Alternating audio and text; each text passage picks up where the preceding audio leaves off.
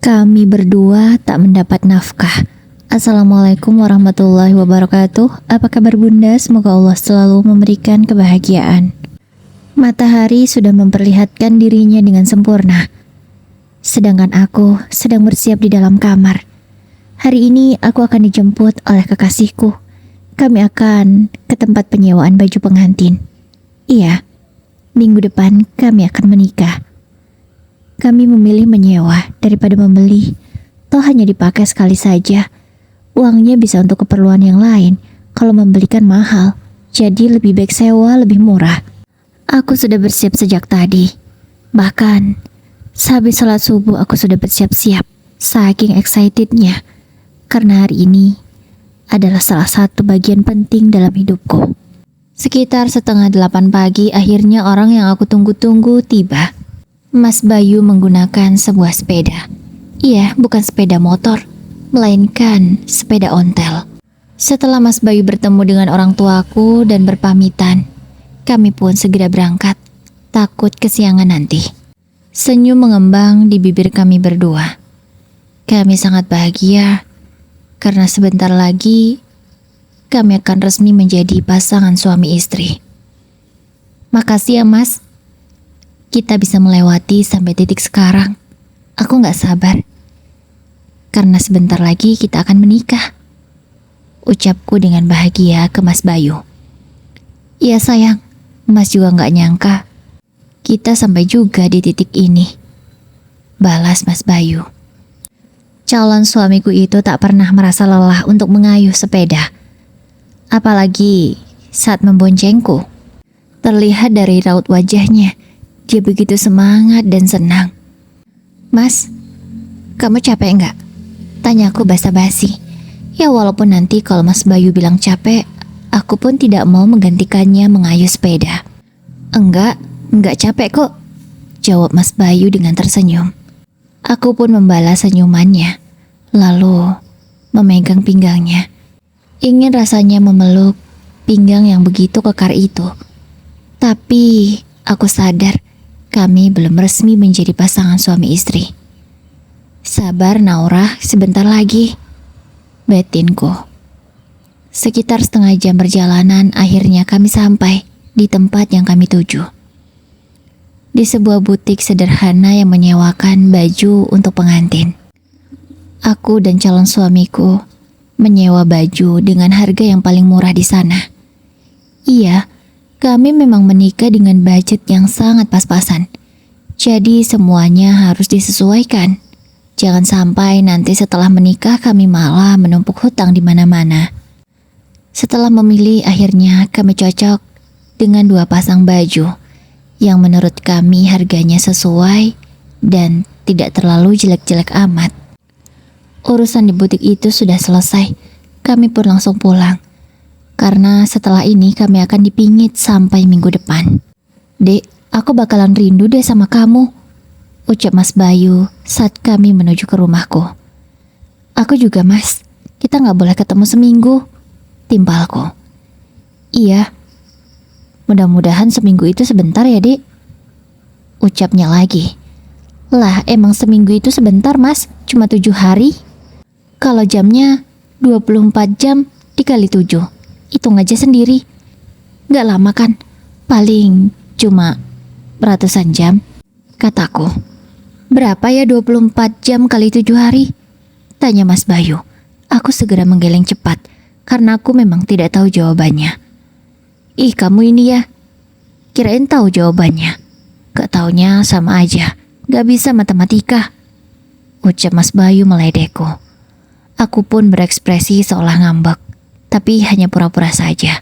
Ya biasalah, namanya juga pasangan yang akan menikah, pasti maunya manja-manjaan terus.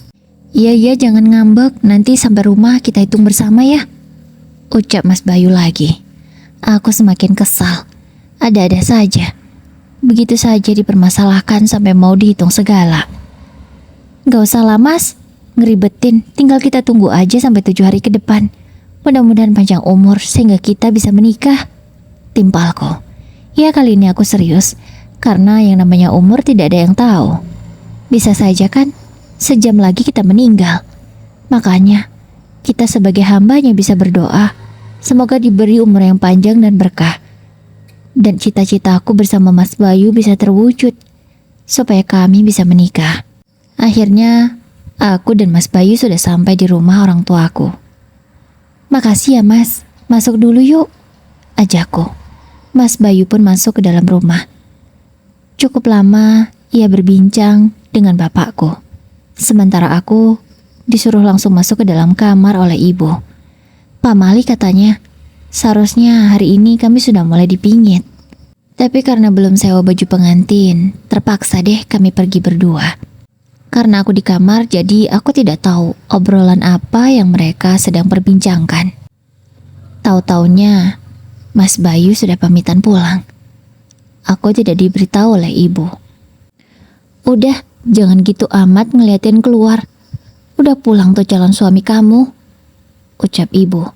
Karena ibu melihat aku terus saja memandangi ke arah luar jendela. Ya, aku memang sedang mencari keberadaan Mas Bayu mana tahu masih kelihatan.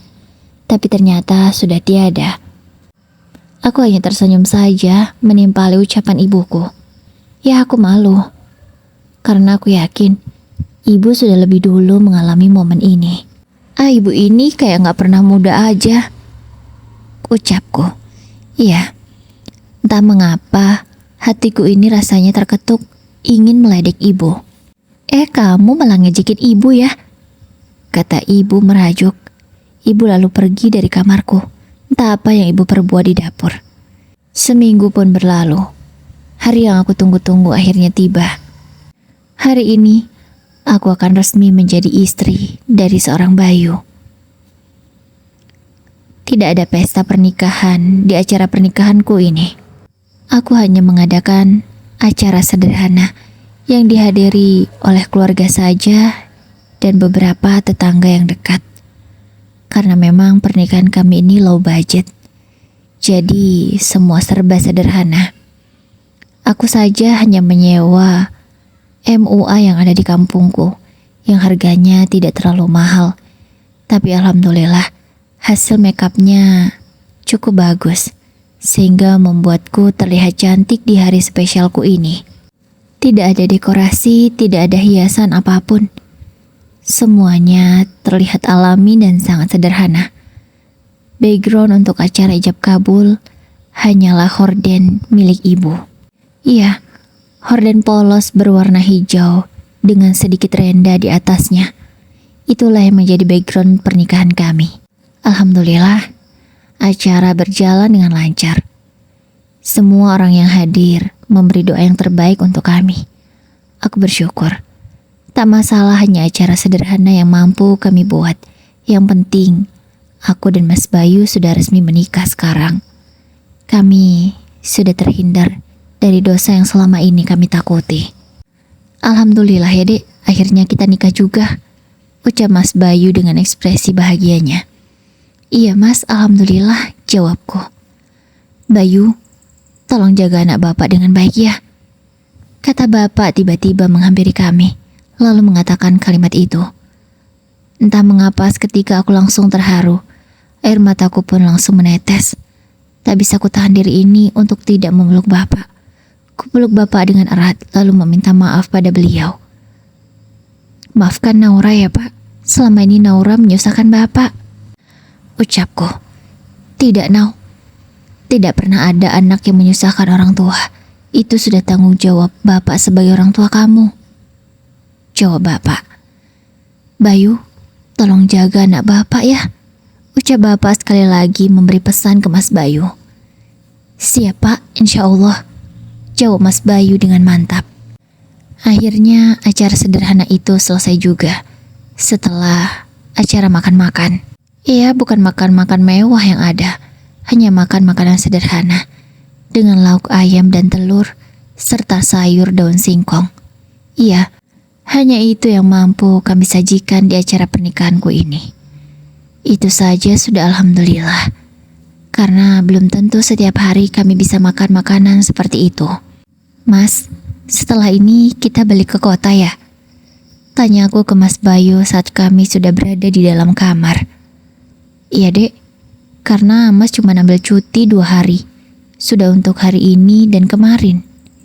Jadi besok kita harus pulang. Kebetulan besok Mas dapat shift siang. Jadi masuknya agak siangan. Terkejarlah dari sini perjalanan ke kota, jawab Mas Bayu. Aku mengangguk paham. Iya, suamiku itu bekerja di salah satu perusahaan yang bergerak di bidang retail. Mas Bayu sebagai pramuniaga di sana. Sebenarnya dulu aku juga bekerja di kota, satu kota dengan Mas Bayu. Tapi karena terjadi PHK massal, akhirnya aku tak bekerja lagi. Saat itu pabrik tempatku bekerja melakukan PHK massal. Dan aku salah satu yang terkena dampak itu. PHK itu dilakukan karena perusahaan mengalami kerugian yang cukup besar. Semua itu terjadi karena adanya pandemi. Mas, maaf, bukannya aku ingin menolak. Tapi sebaiknya kita tunda dulu ya Mas malam pertama kita. Soalnya kamu tahu sendiri kan. Aku menunjuk dinding kamarku. Iya, dinding kamarku hanya terbuat dari bilik bambu. Pasti suaranya akan terdengar sampai keluar kalau kami melakukan sesuatu di sini. Belum lagi ranjangku yang kurang nyaman. Sebab jika gerak sedikit akan terdengar bunyi yang akan membuat orang lain menduga-duga dengan apa yang kami lakukan. Itu alasannya kenapa aku meminta menunda dulu malam pertama kami. Ya udah, gak apa-apa, Mas ngerti kok. Lagian gak mungkin kan kita malam pertama di sini. Lihat ranjangmu, keadaannya saja sudah mau ambruk. Kalau sempat kita berbuat sesuatu lalu ambruk, kan gak lucu. Timpal Mas Bayu lagi. Kami berdua pun sama-sama tertawa, namun menahan tawa kami dengan menutup mulut karena takut akan sampai keluar dan orang lain malah berpikiran aneh tentang kami. Akhirnya malam itu kami habiskan dengan tidur beristirahat karena besok kami akan melakukan perjalanan yang cukup jauh. Kalau dari kampungku ini naik kereta sampai ke kota dibutuhkan waktu sekitar 6 jam. Jadi kami besok harus berangkat pagi-pagi sekali supaya Mas Bayu tidak terlambat masuk kerja. Kalau kalian ada yang kepo, kira-kira mas kawinku apa sih? Pernikahanku saja sederhana. Pasti kalian penasaran kan?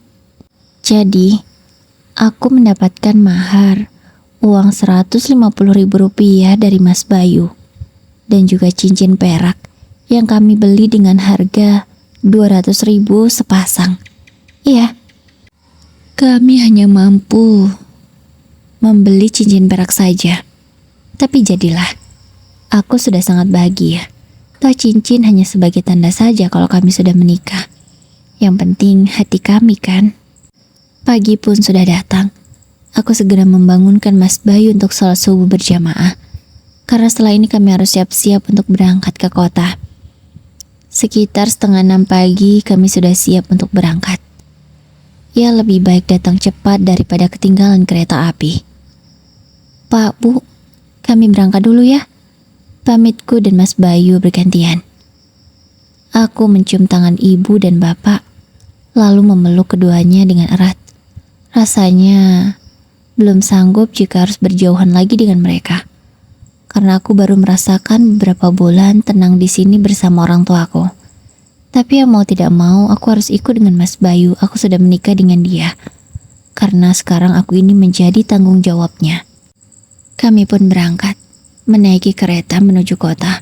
6 jam perjalanan akhirnya sampai. Kami di kota tinggal di sebuah kamar kos yang hanya cukup untuk 2 orang saja. Bukan kamar kos yang mewah, hanya kamar kos sederhana. Yang penting kami bisa tinggal dan tidur di sana. Kamar mandinya saja ada di luar.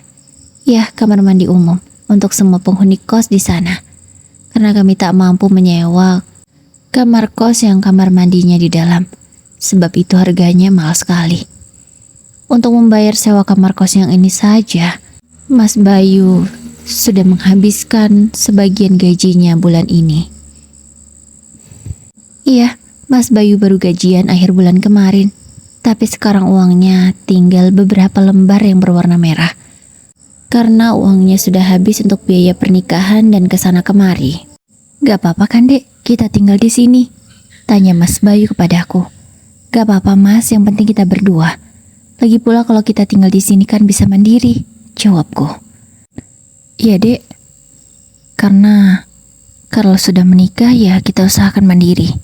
Walaupun baru seperti ini yang aku bisa.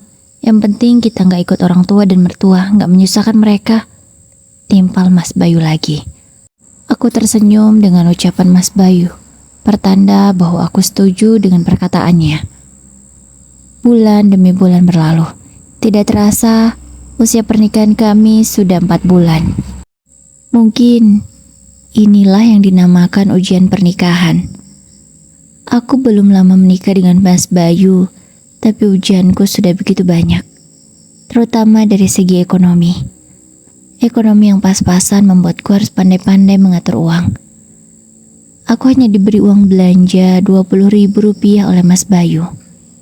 Ya, aku memang tidak memasak di kosan ini, karena memang tidak ada peralatannya. Jadi setiap kali mau makan, kami selalu beli. Dengan uang 20.000 itu, aku belikan makanan yang harus cukup untuk seharian. Ya, 20.000 untuk makan berdua. Kalau ditanya kenyang atau tidak, sebenarnya tidak. Tapi mau bagaimana lagi? Hanya itu yang Mas Bayu berikan untukku. Miris memang, tapi begitulah nasibku. Malang sekali setelah menikah.